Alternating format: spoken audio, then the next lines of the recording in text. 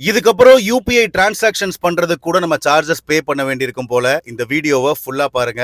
ரீசெண்டா லோக்சபால ஒரு bill pass பண்ணப்பட்டிருக்கு. அதுல எம்டிஆர் சார்ஜஸை அலோ பண்றதுக்கான வாய்ப்பு உருவாயிருக்கு.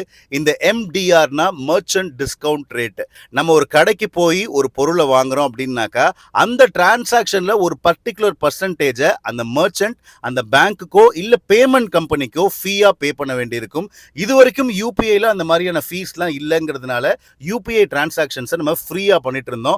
ஸோ இந்த எம்டிஆர் சார்ஜஸ் வருது அப்படின்னாக்கா மர்ச்சன்ட் அந்த பேங்க்குக்கோ அந்த பேமெண்ட் கம்பெனிக்கோ ஒரு சார்ஜஸை பே பண்ண வேண்டியிருக்கும். இது நடக்குதுன்னா 3 விஷயங்கள் நடக்கும். 1, அந்த எம்டிஆர் சார்ஜஸை அந்த மர்ச்சன்ட்டே அப்சர்வ் பண்ணி பே பண்ணிடுவாரு. 2, இன்டைரக்டா விலையை ஏற்றி மர்ச்சன்ட் கஸ்டமரை அந்த விலையை பே பண்ண வைப்பாரு. 3, இந்த கிரெடிட் கார்டு ஸ்வைப் பண்ற போது 2%, 2.5% எக்ஸ்ட்ரா கொடுங்கன்னு கேட்குறாங்கல்ல, அது மாதிரி யூபிஐ டிரான்சாக்ஷன்ஸ் நீங்க பண்றீங்கன்னா அந்த சார்ஜஸை நீங்க தான் பே பண்ணணும் அப்படின்னு கஸ்டமர் தலையில அதை கட்டுறதுக்கும் வாய்ப்பு இருக்கு. ஸோ இதுல முக்கியமான விஷயம் என்னன்னா, இவ்வளவு டிரான்சாக்ஷன்ஸ்க்கு இவ்வளவு பர்சன்டேஜ் அப்படிங்கிற ஸ்லாப் ரேட் இது வரைக்கும் வரல.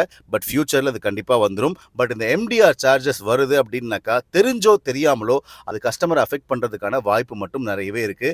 இது தப்பா கரெக்டா அப்படின்னு கமெண்ட்ல நீங்க தெரியப்படுத்துங்க. யூபிஐ யூஸ் பண்ற உங்க ஃப்ரெண்ட்ஸ் அண்ட் ஃபேமிலிக்கு இந்த விஷயத்தை ஷேர் பண்ணுங்க. இப்படி தேவையான விஷயங்கள் தெரிஞ்சுக்கிறதுக்கு நம்ம பேஜை ஃபாலோ பண்ணிக்கோங்க.